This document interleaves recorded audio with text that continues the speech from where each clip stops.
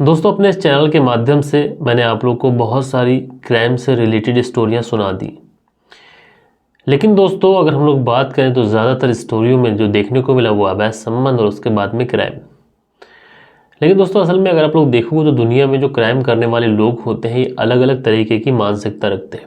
कुछ लोग तो बस शौक के लिए मर्डर करते हैं। दोस्तों, जैसा कि कुछ समय पहले एक मूवी आई थी मर्डर 2, उसमें जो विलेन था वो कॉल गर्ल को अपने रूम पे बुलाता था और उसके बाद में वो जो कॉल गर्ल होती थी उसको मार दिया करता था। इसी तरीके से असल ज़िंदगी में भी कुछ लोग ऐसे होते हैं, इस तरीके के दरिंदे होते हैं जो इस तरीके का काम करते हैं। और दोस्तों, आज की जो कहानी है ये कहानी एक ऐसे व्यक्ति की है जो अपनी ही गर्लफ्रेंड या फिर यूँ कहें कि महिलाओं को मारकर उनका जो एक तरीके से जो प्राइवेट पार्ट रहता है उस प्राइवेट पार्ट का बर्गर बना के खा जाता और खुद तो खाता ही बल्कि लोगों को भी खिलाता। अब जो लोगों को वो बर्गर खिलाता, लोगों को काफ़ी ज़्यादा बर्गर पसंद आता और इसी वजह से जो उसकी बिक्री है वो लगातार बढ़ती जा रही थी। और दोस्तों, जब इस व्यक्ति को पकड़ा गया था तो ये जो व्यक्ति है ये पुलिस को बताता है कि अगर आप लोग कहीं रोड से जा रहे हो निकल के और वहाँ पे आप लोगों को कोई फास्ट फूड बेचने वाला व्यक्ति मिल जाए जिसे आप जानते ना हो, तो उसके अंदर जो मीट होता है उसे बड़ा देखभाल के और सोच समझ के खाएं। हो सकता है कि उस बर्गर के अंदर इंसानी मीट हो। दरअसल ये जो व्यक्ति था इसने ये बात इसलिए कही थी क्योंकि ये खुद जो बर्गर बनाता था उसमें इंसानी मीट यूज़ करता था। तो क्या हुआ था इस पूरी घटना के अंदर, परत दर परत, पॉइंट टू पॉइंट मैं आप लोग को बताऊंगा, बस आप लोग वीडियो में अंत तक बने रहें। तो दोस्तों, रात के 10 बज चुके हैं और मैं हूं आप सभी का अपना शाबिज मलिक और हाजिर हूं मैं आप लोग के सामने एक और क्राइम की कहानी को लेके, एक और क्राइम की घटना को लेके। तो चलते हैं दोस्तों, सीधा कहानी का रुख करते हैं। दरअसल आज की जो कहानी है ये कहानी है अमेरिका से। यहाँ पर एक व्यक्ति रहा करता था, व्यक्ति जो कि जोसेफ मैथनी करके भी फेमस था और जोए रॉय करके भी फेमस था। दरअसल इसने लगभग 13 मर्डर किए और जो 13 के 13 मर्डर थे ये महिलाओं के थे। और साथ के साथ ये जो महिलाओं का मर्डर करता तो उनका जो भी मांस रहता ये उस मांस का बर्गर बनाता और बर्गर लोगों में बेचता भी। और इसके बर्गर की उन दिनों इतनी ज़्यादा डिमांड बढ़ती जा रही थी कि लोग हाथों हाथ इसके बर्गर खरीदते थे। दूर दूर से लोग इसका बर्गर खाने के लिए आते थे क्योंकि इसके बर्गर में जो इंसानी मीट होता था उसका टेस्ट कहीं ना कहीं लोगों को लग चुका था, इसलिए लोग इसका बर्गर खाने के लिए आते थे। और उसके बाद दोस्तों, जब ये पुलिस की पकड़ में आया और ये ऐसा पकड़ में आया कि उसके बाद इसने जो स्टेटमेंट दिया था वो काफ़ी ज़्यादा वायरल हुआ।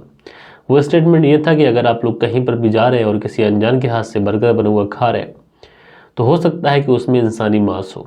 अब ये स्टेटमेंट इसने इसलिए दिया था क्योंकि ये खुद उन बर्गर में इंसानी मांस खिलाता था। दरअसल दोस्तों, जो जॉय रॉय और जेसोफ रॉय ये दो नाम हैं इसके, ये पहले आर्मी में था। लेकिन दोस्तों, आर्मी के बाद से ये ऐसा सीरियल किलर बना कि इसने लगभग 14 महिलाओं की हत्या की और उनके जो मांस था, उनके जो बॉडी के पार्ट्स थे उसका बर्गर बना के बेच दिया। दरअसल दोस्तों, आज की कहानी की शुरुआत होती है अमेरिका के बाल्टीमोर शहर से। और ये जो व्यक्ति था जेसोफ मैराथनी, दरअसल इसका जन्म हुआ था 2 मार्च 1955 को और जब ये 6 साल का था तो उसी समय इसके पिता की मौत हो गई। जब दोस्तों इसके पिता की मौत हुई तो उस समय इसकी उम्र 6 साल तो थी, लेकिन इसकी जो कद काठी थी ये काफ़ी ज़्यादा बड़ी थी और साथ के साथ ये पढ़ने लिखने में और खेलने कूदने में हर फील्ड में बेहतर था। पढ़ाई लिखाई में काफ़ी ज़्यादा अच्छा था। लेकिन एक चीज़ जो उन दिनों हुई वो ये थी कि इसकी माँ के साथ में इसके जो संबंध थे, इसकी माँ के साथ में इसके जो रिश्ते थे वो सही नहीं थे और इसके जो रिश्ते थे इसकी माँ से हमेशा ख़राब रहते। इसकी और इसकी माँ की बिल्कुल भी नहीं बनती थी। लेकिन इसके बीच में भी ये जो जेसोफ था इसने अपनी पढ़ाई जारी रखी। अब दोस्तों, ये जो अपनी पढ़ाई था उसको कंटिन्यू रखता और होते करते जब समय गुजरता है और इसकी उम्र जब 18 साल की हो जाती है तब ये आर्मी के लिए अप्लाई करता है। दरअसल जो जेसोफ था इसकी जो लंबाई थी वो लगभग 6.5 फीट से भी ज़्यादा थी, यानी काफ़ी ज़्यादा लंबा चौड़ा ये व्यक्ति था। आखिरकार इसका फ़ौज में सिलेक्शन हो जाता है और साल 1973 में जब इसका फ़ौज में सिलेक्शन हुआ तो इसकी जो पोस्टिंग हुई वियतनाम में हुई और वियतनाम में ही ये जो फ़ौज में था तो उसी समय इसका आर्मी से दिल उग जाता है और उसके बाद जब ये छुट्टियों में वापस अमेरिका आता है तो उसके बाद से वापस कभी ड्यूटी जाता ही नहीं। अब दोस्तों, जब जेसोफ मैथनी वापस आर्मी में नहीं जाता है तो ये अक्सर घर पे ही रहता क्योंकि आर्मी में इसने अच्छा पैसा कमा लिया था, इसलिए अब घर पे ही रहता। और इसी समय इसकी नशे की आदत पड़ जाती है। ये काफ़ी ज़्यादा नशा करता, अक्सर शराब पीता और शराब के नशे में ही घर पर पड़ा रहता। लेकिन दोस्तों इसी बीच में इसकी मुलाकात होती है एक लड़की से, और वो जो लड़की थी दरअसल वो पहले सेक्स वर्कर रह चुकी थी, लेकिन उसके साथ में इसकी अच्छी दोस्ती होती है, अच्छी पटती है, और वो जो लड़की थी वो आखिर जैसोफ मैथनी के घर पे ही रहने लगती है। जब वो इसके साथ इसके घर पे ही रहती है तो काफ़ी ज़्यादा समय तक रहती है, और दोस्तों इन दोनों का बिना शादी के एक बच्चा भी होता है। और दोस्तों जैसेफ से अगर कोई पूछता कि उसकी फैमिली में कौन कौन है तो उसे बताता है कि उसकी माँ और पिता दोनों मर चुके हैं और वो घर में बस अकेला रहता है। और उसके बाद में दोस्तों एक तारीख आती है साल 1993, और ये वो तारीख थी कि जब जैसेफ मैथनी अपने घर से ट्रक लेकर किसी काम के लिए कुछ दिनों के लिए निकलता है। अब दोस्तों मैथनी जब कुछ दिनों के बाद घर वापस लौट के आता है तो देखता क्या है, उसकी जो गर्लफ्रेंड है और साथ के साथ उसका जो बेटा ये घर पे मौजूद नहीं है। दरअसल ये दोनों लापता हैं। अब जब ये देखता है कि उसका बेटा भी नहीं है, उसकी जो गर्लफ्रेंड है वो भी नहीं है, तो ये अपनी गर्लफ्रेंड और अपने बेटा दोनों लोगों को ढूंढने लगता है। दरअसल मैथनी सोचता है कि अगर उसकी जो गर्लफ्रेंड है घर से भागी है और साथ में बेटे को भी लेके भागी है तो कहीं ऐसा ना हो वो उसके बेटे को भी गलत लोगों तक पहुंचा दे।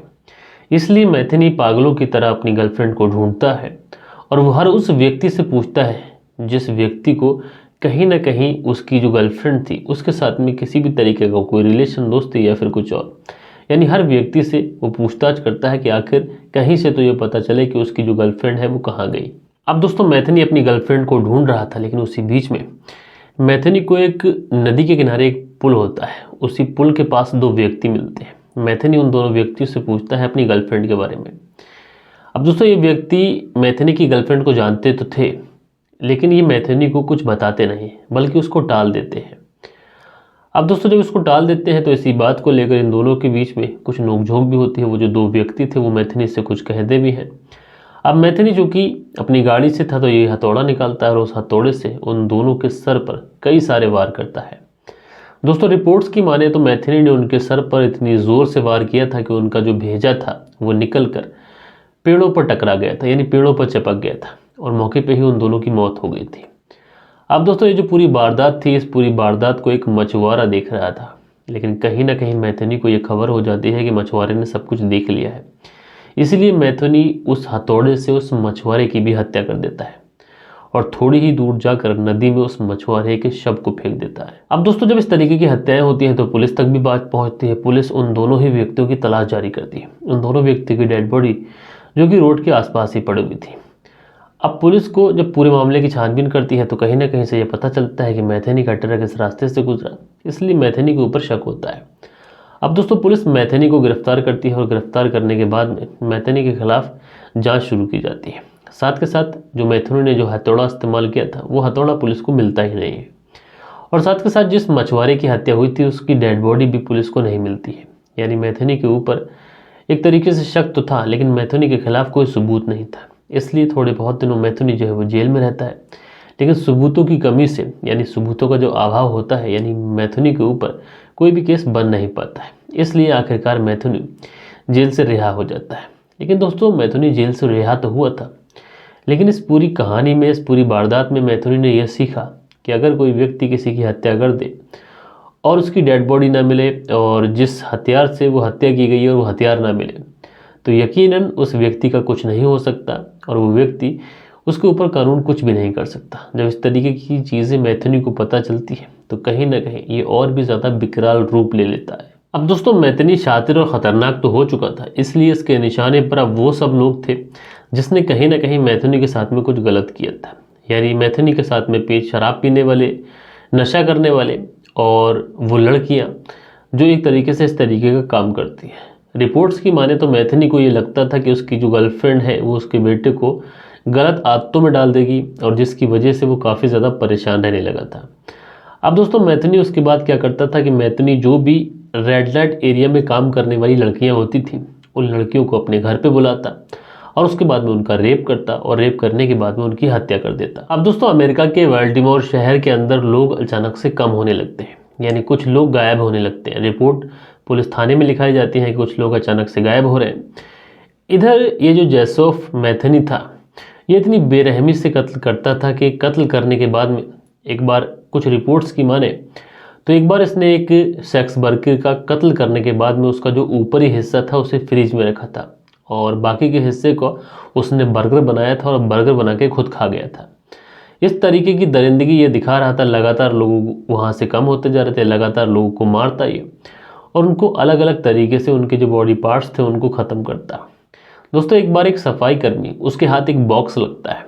जब उसके हाथ में वो बॉक्स लगता है तो वो सोचता है कि पता नहीं इस बॉक्स के अंदर ऐसी क्या चीज़ है जो उसे मिल गई है, यानी उसकी किस्मत खुल जाएगी अगर इस बॉक्स के अंदर कोई कीमती चीज़ निकल गई तब। अब जैसे ही वो सफाई कर्मी उस बॉक्स को खोलता है तो उसकी तो मानो चीखें निकल जाती है। दरअसल उस बॉक्स के अंदर एक इंसानी कंकाल था और कंकाल भी इस अवस्था में था कि जैसे बहुत सारे गोश्त के लोथड़े भी आसपास पड़े हो। दोस्तों कुछ रिपोर्ट्स में इस तरीके की चीज़ें भी आई थी कि जो जैसॉप मैथ्यूरी था एक बार गुस्से में इसने एक महिला के कंकाल के साथ में भी रेप किया था। अब दोस्तों सफाई कर्मी को जो कंकाल मिला था, जब उस कंकाल की जांच की जाती है तो पता चलता है ये जो कंकाल है ये किसी कैथी नाम की महिला का था। अब दोस्तों जब कैथी नाम की महिला के बारे में पता लगाया जाता है तो पता चलता है जो कैथी नाम की महिला थी ये एक सेक्स वर्कर थी। उसके बाद में कुछ और बॉक्स जो है शहर के अंदर मिलते हैं, वो सारे ही बॉक्सों की जब जाँच की जाती है तो पता चलता है जितने भी बॉक्सेस मिले हैं ये किसी न किसी सेक्स वर्कर के हैं। लेकिन दोस्तों इधर जो जोसेफ था ये गाड़ी चलाता था, लेकिन गाड़ी चलाने के साथ साथ अब ये सड़क किनारे बर्गर की एक शॉप भी लगाता था, यानी छोटा मोटा कोई ठेला टाइप का। अब इसका जो इंसानी बर्गर था धीरे धीरे वो फेमस होने लगा। इधर जो जोसेफ था इसको ये तो पता था कि अगर किसी की हत्या की जाए तो उसकी जो डेड बॉडी है ये पुलिस के बरामद नहीं होनी चाहिए, साथ के साथ जिस हथियार से हत्या की है वो हथियार नहीं बरामद होना चाहिए। इस तरीके की इसकी मान्यता थी और इसी तरीके से जो है लोगों का मर्डर कर रहा था। उनके जो बॉडी पार्ट्स रहते थे उनके बर्गर बनाता था उनके मांस के, और जो हड्डियां रहती थी उनको अलग अलग शहरों में, ये तो गाड़ी चलाता ही था, तो बॉक्सेस में करके उन हड्डियों को फेंक दिया करता था। अब दोस्तों ये जो सिलसिला था लगातार कत्ल का ये चल रहा था, लेकिन एक दिन जैसॉफ एक महिला को अपना टारगेट बनाता है, एक महिला को अपना निशाना बनाता है और उस महिला के साथ में रेप करने की कोशिश कर रहा होता है कि वो महिला जो है वो विरोध करती है और विरोध करते समय उसके हाथ में वही हथौड़ा लग जाता है जिस हथौड़े से वो हत्या करा करता था, और उस हथेड़े को वो जोसेफ के सर पर मारती है। जोसेफ जो है वो जख्मी हो जाता है। ये महिला भागकर पुलिस थाने पहुंचती है और पुलिस थाने जाने के बाद में पुलिस को ये पूरा मामला बताती है। अब दोस्तों पुलिस जो है पूरी चार्जशीट तैयार करती है और जैसॉफ की तलाश शुरू करती है। लेकिन दोस्तों जैसे ही जैसॉफ की तलाश शुरू करती है तो जैसॉफ लापता हो जाता है। उसके बाद में एक फ़ोन कॉल के ज़रिए जैसॉफ के बारे में पता चलता है। उसके बाद में जैसॉफ को अरेस्ट किया जाता है। बहरहाल दोस्तों जब पुलिस उस पूरी छानबीन करती है, कुछ जितने के जितने केसेस थे और जितने के जितने मर्डर थे ये जैसॉफ ने अपने मुंह से कबूले थे। बहरहाल दोस्तों एक ऐसा किलर था जिस किलर ने उस समय पूरी दुनिया के अंदर सनसनी मचा दी थी, क्योंकि फिल्मों के अंदर तो ये सारी चीज़ें देखने को मिलती हैं, लेकिन रियल लाइफ के अंदर इस तरीके का क्राइम करने वाला ये अपने आप में पहला व्यक्ति था। बहरहाल दोस्तों आप लोग इस पूरी घटना को किस तरीके से देखते हैं अपनी राय नीचे कमेंट्स बॉक्स में दीजिएगा, और हम लोग मिलते हैं हमारी किसी और वीडियो में किसी और क्राइम स्टोरी के साथ में। जब तक के लिए अपना ख्याल रखें, देश का ख्याल रखें, परिवार के रिश्तों की अहमियत को समझें। जय हिंद, जय भारत।